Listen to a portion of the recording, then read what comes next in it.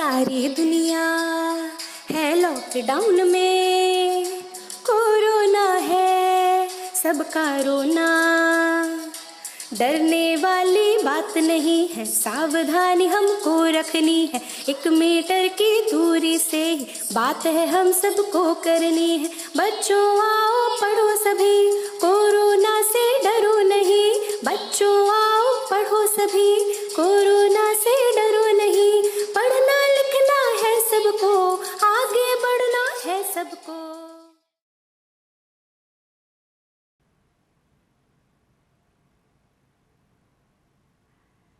नमस्कार प्यारे बच्चों, मैं डॉक्टर श्वेता श्रीवास्तव कक्षा 12 रसायन विज्ञान की कक्षा में आपके सामने उपस्थित हूँ। बच्चों, आप जानते हैं कक्षा 11 की ही भांति कक्षा 12 में भी हमारी रसायन विज्ञान की 2 पुस्तकें हैं और इन 2 पुस्तकों के पहले भाग का पहला अध्याय यानी कि ठोस अवस्था से आज हम अपनी रसायन विज्ञान की कक्षा का शुभारंभ करेंगे। तो कक्षा प्रारंभ करने से पहले आइए हम देख लें कि हम किन किन बिंदुओं पे चर्चा करेंगे। सबसे पहले हम देखेंगे ठोस अवस्था के सामान्य अभिलक्षण, यानी कि ठोसों के सामान्य लक्षण क्या क्या होते हैं। यद्यपि कि आपने ये पिछली कक्षाओं में भी पढ़ा है, फिर भी किसी नए ज्ञान से जुड़ने से पहले उनका एक बार हमको पुनरावलोकन ज़रूरी होता है।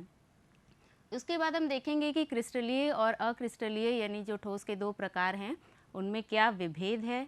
फिर हम देखेंगे कि क्रिस्टलीय ठोस का वर्गीकरण कैसे किया जा सकता है, कितने प्रकार के वो होते हैं। उसके बाद हम देखेंगे कि क्रिस्टलीय जालक और एकक कोष्ठिका का प्रत्यय क्या है, क्या कॉन्सेप्ट है इसका। और अंत में, पाठ के अंत में हम देखेंगे कि अवयवी कणों की संख्या के आधार पे या स्थिति के आधार पे एकक कोष्ठिका का वर्गीकरण किस प्रकार किया जाता है। ठीक है, तो चलिए हम अपना पाठ शुरू करते हैं। बच्चों, पिछली कक्षाओं में आपने पढ़ा होगा कि प्रकृति में जितने भी पदार्थ आपके आसपास पाए जाते हैं वो 3 अवस्थाओं में, प्रमुख 3 अवस्थाओं में होते हैं, ठोस, द्रव और गैस। अब ठोस का कुछ उदाहरण आप सोचिए मन में, तो पत्थर है, हीरा है, सोना है, चांदी है, नमक है, चीनी है, बहुत सारे ऐसे पदार्थ आपके आसपास होंगे जो ठोस हैं। तो इन ठोसों में सामान्य लक्षण क्या है जो सभी में प्रायः पाया जाता है। तो इसमें सबसे पहला लक्षण आपको ध्यान होगा कि ठोसों के द्रव्यमान, निश्चित द्रव्यमान का आयतन निश्चित होता है, यानी ठोसों का आयतन और आकार निश्चित होता है। ये एक बहुत ही प्रमुख लक्षण है। इसके बाद होता है कि जो ठोस के अणु होते हैं वो बहुत ही प्रबल अंतरा आणविक बल से बंधे होते हैं, यानी कि जो इन अणुओं में आपको ध्यान होगा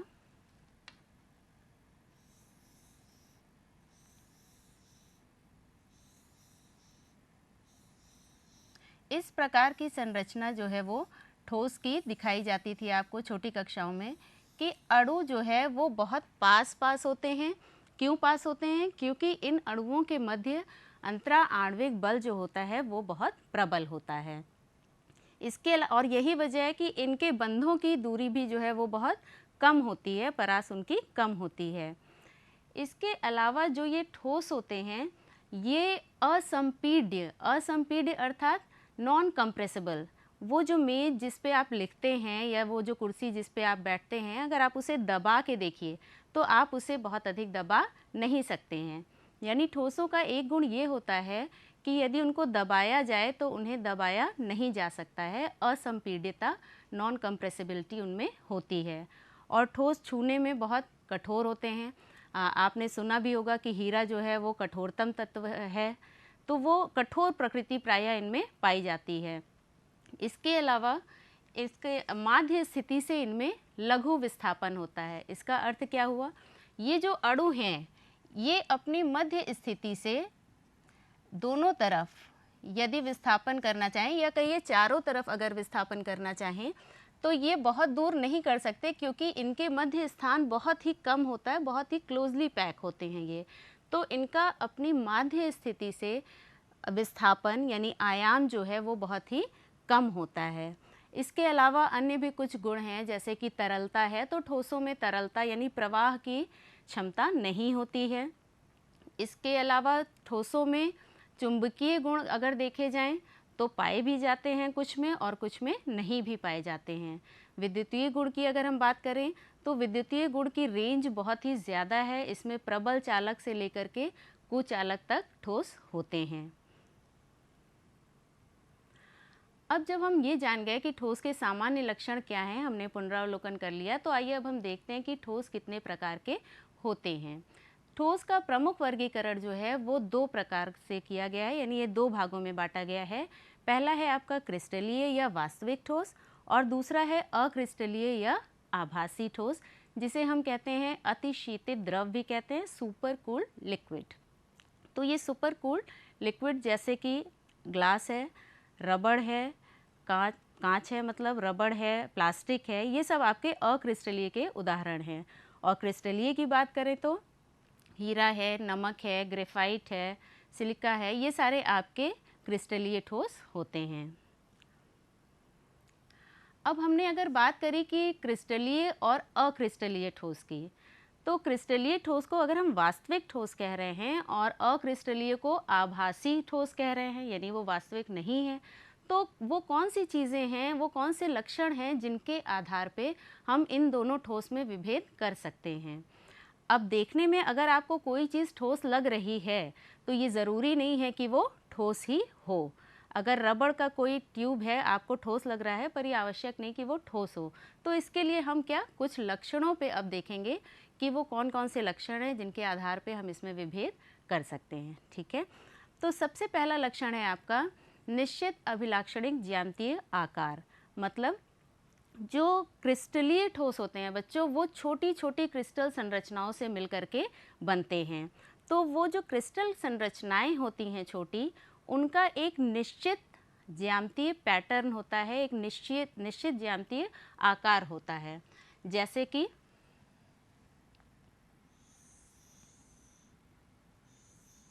अगर कोई ठोस इस प्रकार से, ठोस 2 परमाणुओं से मान लीजिए मिलके बना है, 2 प्रकार के कणों से, तो अगर उसमें ये पैटर्न पाया जा रहा है, इस प्रकार से कण उसके व्यवस्थित हैं, तो फिर इसी प्रकार से उसके ये निश्चित उनका आकार हर जगह पाया जाएगा। यानी कि ये ज्यामितीय पैटर्न जो है ये निश्चित है, एक विशिष्ट ठोस के लिए यही ज्यामितीय पैटर्न हर जगह पाया जाएगा। और जबकि दूसरी तरफ हम बात करें अक्रिस्टलीय ठोस की, तो अक्रिस्टलीय ठोस में अमॉर्फस, अंग्रेजी में इसे हम बोलते हैं अमॉर्फस। अमॉर्फस एक ग्रीक शब्द है जिसका शाब्दिक अर्थ ही है आकृति ना होना। तो इससे पता लगता है कि जो अमॉर्फस हमारे ठोस हैं, इनमें कोई निश्चित आकार या आकृति नहीं होती है। तो सबसे पहला लक्षण तो यही हो गया। इसके बाद दूसरा लक्षण है आपका कि दीर्घ परासी व्यवस्था और लघु परासी व्यवस्था। तो दीर्घ परासी व्यवस्था का तात्पर्य क्या है? हमने आपको बताया कि वो जो छोटे छोटे क्रिस्टल जिनसे मिलके क्रिस्टलीय ठोस बने हैं, उनका जो ऑर्डर है, रेंज है, यानी वो लंबी दूरी तक उन्हीं क्रिस्टलों की पुनरावृत्ति होती रहेगी। मतलब अगर इस प्रकार की क्रिस्टलीय संरचना है तो वो बहुत दूर तक इसी प्रकार की क्रिस्टलीय संरचना आपको प्राप्त होती रहेगी। लॉन्ग रेंज ऑर्डर इसे हम बोलते हैं, यानी लंबी दूरी तक वही क्रिस्टल पुनरावृत्ति करता रहेगा। और दूसरी तरफ अक्रिस्टलीय ठोस में तो हमने पहले ही आपको बता दिया कि आकृति ही नहीं होती है। अगर कोई निश्चित आकृति होती भी है तो उसकी रेंज जो है वो बहुत कम होती है, यानी ये लघु परास इनकी होती है। वो थोड़ी दूर तक तो नियमित होते हैं, फिर उनमें अनियमितता आ जाती है। ठीक है, इसके बाद आते हैं हम अगले पॉइंट पे अपने, जो है कि आप विषम दैशिक प्रकृति और समदैशिक प्रकृति। ये आपके लिए नया प्रत्यय है बच्चों। तो विषम दैशिक प्रकृति का शाब्दिक अर्थ क्या समझ में आ रहा है कि दिशाओं के आधार पर प्रकृति में विषमता। तो जो क्रिस्टलीय ठोस होते हैं उनके कुछ भौतिक गुण ऐसे होते हैं जो कि दिशाओं पे आधारित होते हैं। यानी कि एक दिशा से हम नापें तो उनका मान कुछ और आएगा और दूसरी दिशा से नापें तो उनका मान कुछ और आएगा। भौतिक गुण जैसे कि अपवर्तनांक है, विद्युत चालकता है, प्रतिरोध है, प्रतिरूपण बल है, ये सारे जो भौतिक गुण होते हैं ये दिशाओं पे आधारित होते हैं क्रिस्टलीय ठोस में।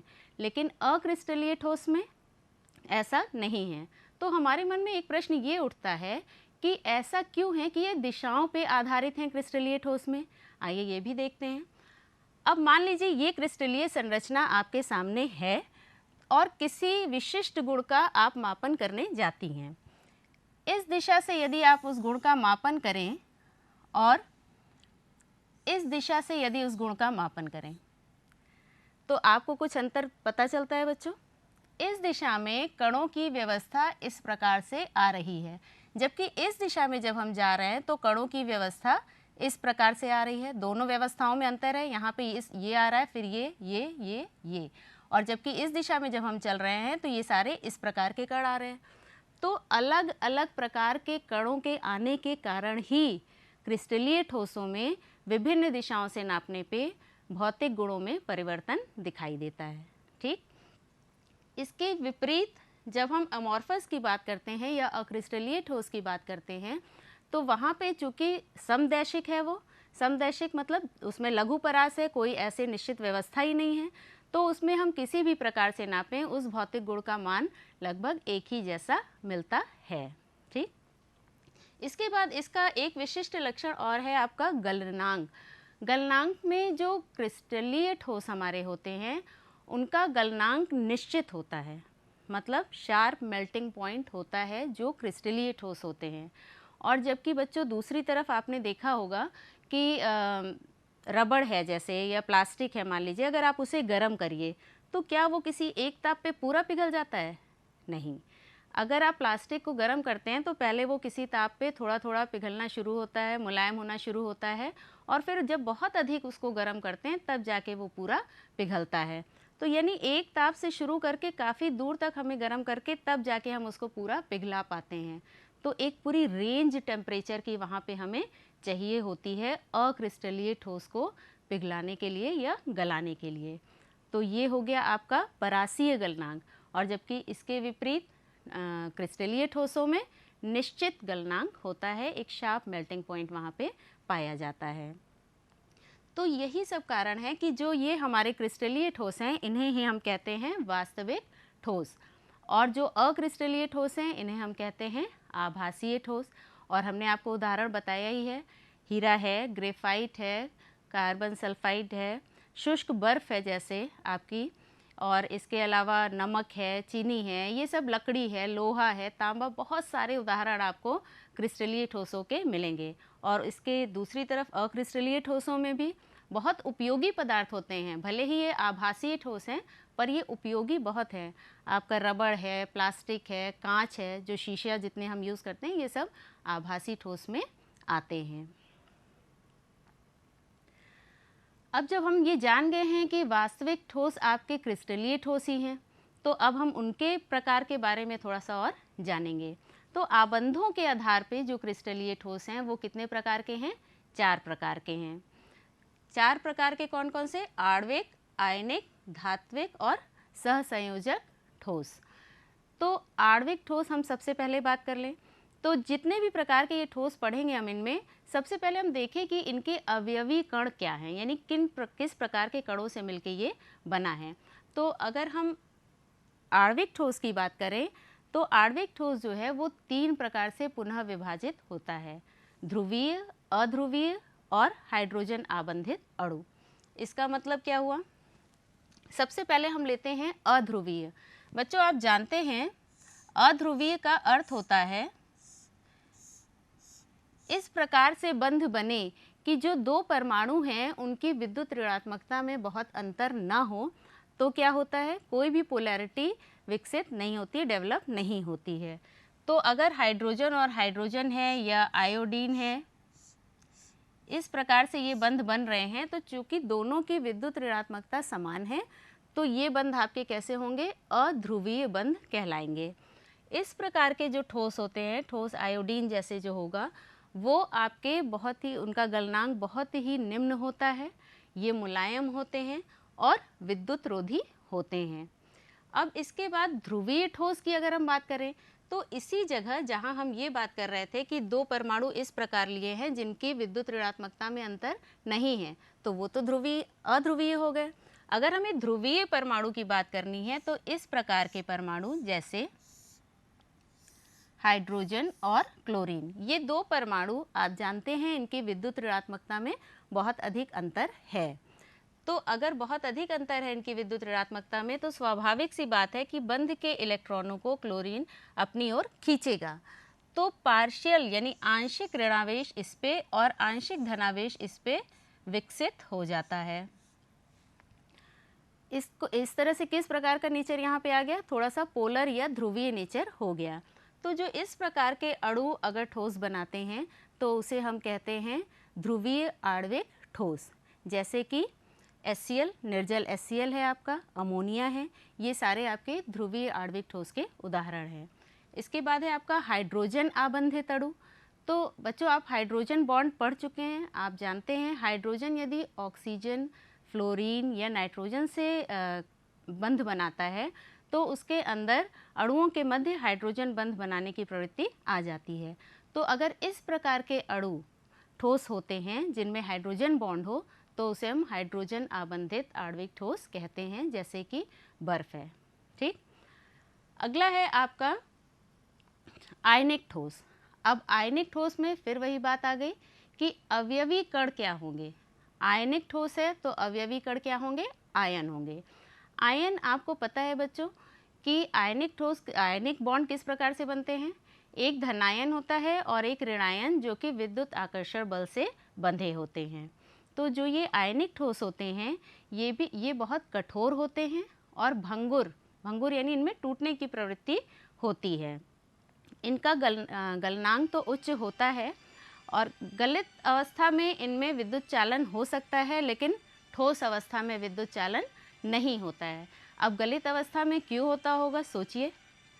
जब ठोस अवस्था में ये हैं तो इनके पास कोई भी इस प्रकार का वो नहीं है, इलेक्ट्रॉन या आयन नहीं है जो कि विद्युत प्रवाह को कर सके।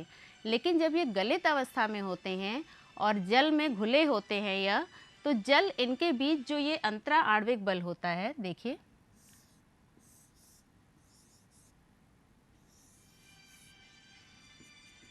इस प्रकार से जो ये बल इनके मध्य होता है, जल के अणु इसको तोड़ देते हैं।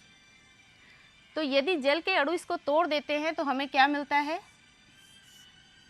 Na+ और Cl-, यानी सोडियम आयन और क्लोराइड आयन। तो इनके द्वारा विद्युत प्रवाह हमारा होता है। तो जो आयनिक ठोस होते हैं वो ठोस अवस्था में तो नहीं किंतु गलित अवस्था में आपके विद्युत चालक होते हैं। इसके बाद आते हैं आपके धात्विक ठोस। धात्विक बंध जो आपने पढ़ा है बच्चों कि बहुत ही लूजली बाउंड जो इलेक्ट्रॉन होते हैं और धनायन होते हैं। तो ये जो लूजली बाउंड इलेक्ट्रॉन होते हैं, अगर इनको जरा भी ऊष्मीय ऊर्जा मिलती है या विद्युत क्षेत्र में लगाया जाता है तो ये प्रवाहित होने लगते हैं। तो एक तरह से देखा जाए तो इलेक्ट्रॉनों के समुद्र में धातु धनायन जो है वो निमज्जित होता है। तो इसके अवयवी कण क्या हो गए, धनायन और इलेक्ट्रॉनों का एक पूरा पूल, ये इसके अवयवी कण हो गए।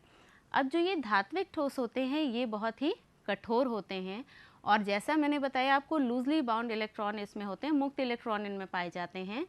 तो इस वजह से इनमें विद्युत चालन बहुत अच्छा होता है, ये विद्युत के सुचालक होते हैं। इनका गलनांक भी बहुत ही अधिक उच्च होता है। जैसे आपका आयरन है, कॉपर है, सिल्वर है, ये सारे जो मेटल्स हैं ये आपके इस प्रकार के ठोस में आते हैं। इसके बाद आता है सहसंयोजक या नेटवर्क ठोस। ये बच्चों हम क्रिस्टलीय ठोस के जो 4 प्रकार हैं उसी के बारे में अभी चर्चा कर रहे हैं। तो इसमें अंतिम है आपका सहसंयोजक या नेटवर्क ठोस। सहसंयोजक ठोस जो होते हैं वो आपके उसमें अवयवी कण क्या है, परमाणु हैं, परमाणुओं से मिलकर के ये बना है। ये कठोर होते हैं और विद्युत रोधी होते हैं। विद्युत रोधी दोनों प्रकार से, ना तो गलित अवस्था में, चाहे वो गलित अवस्था में हो चाहे वो ठोस अवस्था में हो, विद्युत रोधी ही ये होते हैं। और इनका गलनांक अत्यधिक उच्च होता है, जैसे हीरा है या क्वार्ट्ज है आपका, ग्रेफाइट है, ये सब इस श्रेणी के यानी सहसंयोजक श्रेणी के ठोस होते हैं। ग्रेफाइट बच्चों इसमें एक अपवाद है, क्योंकि उसकी संरचना आपने कक्षा 11 में पढ़ी थी, जो परतों में पाई जाती है, तो वो परतें एक दूसरे के ऊपर फिसलने के कारण इनमें थोड़ी मुलायमियत भी होती है और चौथे इलेक्ट्रॉन के दूसरे बंध में होने के कारण इनमें थोड़ी विद्युत चालकता भी पाई जाती है। तो ये हो गए आपके 4 प्रकार के क्रिस्टलीय ठोस। तो अब जब हमने ये जान लिया क्रिस्टलीय ठोस कितने प्रकार के होते हैं, हमने आपको ये भी बताया जो क्रिस्टलीय ठोस होते हैं छोटी छोटी क्रिस्टल संरचनाओं से मिलके बनते हैं। तो आइए अब हम देखते हैं कि ये क्रिस्टल जालक और एकक कोष्ठिका क्या होते हैं। बच्चों, अगर आप कल्पना करें कि जो अवयवी कण जिनकी हम बात कर रहे हैं, जो कि परमाणु, अणु या धनायन या आयन हो सकते हैं, उनको अगर हम बिंदु के रूप में व्यवस्थित करें, हमने आपको ये भी बताया कि निश्चित ज्यामितीय आकार होता है, तो अगर बिंदुओं के रूप में व्यवस्थित करें 3 डायमेंशन में, क्योंकि ज़्यादा सभी ठोस जो है वो 3 डायमेंशन है, तो जो एक काल्पनिक ढांचा हमें मिलता है वही आपका क्रिस्टल जालक कहलाता है। देखिए, ये कुछ इस प्रकार से दिखाई देता है। ये सिंपल क्यूबिक स्ट्रक्चर यहाँ पे बनाया गया है कि ये जो बिंदु प्रदर्शित हो रहे हैं ये अवयवी कणों को दिखा रहे हैं और इनको हमने 3 विमाओं में जोड़ा, तो ये काल्पनिक ढांचा जो तैयार हुआ ये आपका कहलाता है क्रिस्टल जालक। और इसी क्रिस्टल जालक की जो सबसे छोटी इकाई होती है वो आपकी होती है यूनिट सेल। यहाँ देखिए, एक यूनिट सेल हमने इसमें से लेकर के अलग किया है। तो यूनिट सेल क्या हुई? क्रिस्टल जालक का वो छोटा भाग, सबसे छोटा भाग, जिसको कि रिपीट करके, यानी कि जिसकी पुनरावृत्ति करके हम पूरे क्रिस्टल जालक को तैयार कर सकते हैं। इस यूनिट सेल को परिभाषित करने के लिए हमें 6 विमाओं की आवश्यकता होती है। वो 6 विमा कौन सी होंगी? जब हम बात कर रहे हैं 3 डायमेंशनल स्ट्रक्चर या 3 विमीय संरचनाओं की, तो वो पहले होगी आपकी A, B और C, यानी 3 अक्षीय दूरियां। ये आपको दिख रहा है, X एक्सिस, Y एक्सिस और Z एक्सिस के अलोंग 3 अक्षीय दूरियां A, B, C। और इन्हीं अक्षीय दूरियों के बीच में बनने वाले ये कोण आपके AC के बीच में बीटा, BC के बीच में अल्फा और AB के बीच में गामा। ठीक, तो ये 6 पैरामीटर्स हैं जिनके द्वारा हम अपनी यूनिट सेल को परिभाषित करते हैं। हमने बच्चों आपको बताया कि अवयवी कण जिस प्रकार से उनकी व्यवस्था हो, ठीक है, तो वो जो व्यवस्था है यूनिट सेल में अवयवी कणों की व्यवस्था के आधार पे, यानी वो कहाँ पे पोजीशन है उनकी, इसके आधार पे यूनिट सेल जो है उसका हम वर्गीकरण करते हैं। और ये वर्गीकरण प्रमुख रूप से 2 भागों में होता है। पहली सेल होती है आपकी सिंपल यूनिट सेल, यानी सामान्य आद्य कोशिका जिसे हम बोलते हैं, आद्य एकक कोष्ठिका। और दूसरी होगी आपकी केंद्रित एकक कोष्ठिका, यानी सेंटर्ड यूनिट सेल।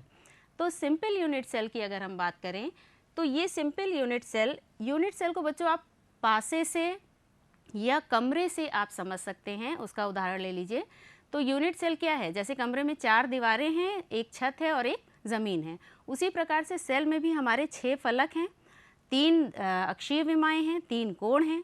अब अगर उस कमरे के 8 कोनों मतलब 4 नीचे के और 4 ऊपर के कोनों में कण हों, अवयवी कण हों, तो इस प्रकार की जो कोशिका होगी वो आपकी होगी सिंपल यूनिट सेल। ये देखिए यहाँ पे दिखाया गया है। अगर हम इसको एक पार्श्व भाग इसका देखें, केवल एक यूनिट सेल देखें, तो ये इस प्रकार की दिखाई देगी। अब आते केंद्रित एकक कोष्ठिका जो हमारी है, उसमें क्या है कि कोनों पे तो कण है ही हैं, 8 कोनों पे, इसके अलावा भी कहीं वो पाए जा रहे हैं। तो इसके आधार पे ये फिर से 3 प्रकार की हो जाती हैं। सबसे पहले है अंतः केंद्रित एकक कोष्ठिका। अब अंतः केंद्रित एकक कोष्ठिका जो है आपकी, इसमें 8 कोनों पे, ये देखिए, ये 8 कोनों पे तो परमाणु पाए ही जा रहे हैं। इन पूरी बॉडी यानी उस पूरी कोशिका के एकदम बीच में भी एक परमाणु या कण पाया जा रहा है। तो यहाँ पे ये हो गई आपकी बॉडी सेंटर्ड सेल। देखिए, ये 4 ऊपर के और 4 नीचे के दिखाएं और ये एक बीच का, इसका पार्श्व भाग इस तरह से आएगा। इसके बाद आती है आपकी फलक केंद्रित।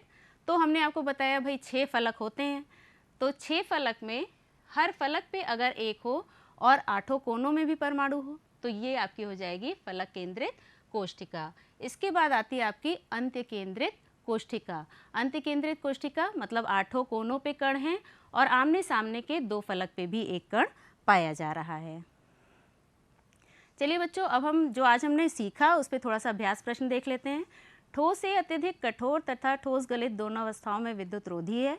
इसका गलनांक भी उच्च है, तो ये किस प्रकार का ठोस होगा? अभी हमने पिछली स्लाइड में आपको दिखाया था, ये सहसंयोजक प्रकार का ठोस होगा। उन पैरामीटर्स के नाम लिखिए जिनसे यूनिट सेल परिभाषित होती है। तो हमने आपको बताया अल्फा, बीटा, गामा और ABC वो 6 पैरामीटर्स हैं जिनसे कि यूनिट सेल परिभाषित होती है। गृह कार्य बच्चों अब आपके लिए थोड़ा सा है। आज हमने जितनी पढ़ाई की है ये थोड़ा सा काम आपके लिए घर के लिए है। इसमें जो है वो पहला प्रश्न है आपका, उपस्थित अंतराआण्विक बलों की प्रकृति के आधार पर निम्नलिखित ठोसों को विभिन्न संवर्गों में वर्गीकृत कीजिए। तो यहाँ पे कुछ ठोस दिए गए हैं, इनको आप करिएगा और काय केंद्रित और फलक केंद्रित कोष्ठिका में अंतर लिखना है, जो अभी हमने आपको बताया। ठीक है, अब ये तो आज का आपका पाठ हुआ बच्चों। इसके बाद इसके अगले भाग में, पहले भाग में आपने इतनी चीज़ें पढ़ी, ये गृह कार्य आप करेंगे। अगले भाग में हम आपको बताएंगे कि अवयवी कणों की संख्या की गणना कैसे होती है और इन कणों का संकुलन कैसे होता है। ठीक है, तो बच्चों आज जो आपने पढ़ा इसकी पूरी जानकारी आप भारत सरकार द्वारा विकसित दीक्षा ऐप पे भी ले सकते हैं और आज का जो हमारा लेक्चर था इसको आप माध्यमिक शिक्षा विभाग की वेबसाइट से भी डाउनलोड कर सकते हैं। तो अगर कोई कन्फ्यूजन हो तो आप इस ऐप से उसका सॉल्यूशन देख सकते हैं। तो आज का लेक्चर यहाँ पे समाप्त होता है। धन्यवाद।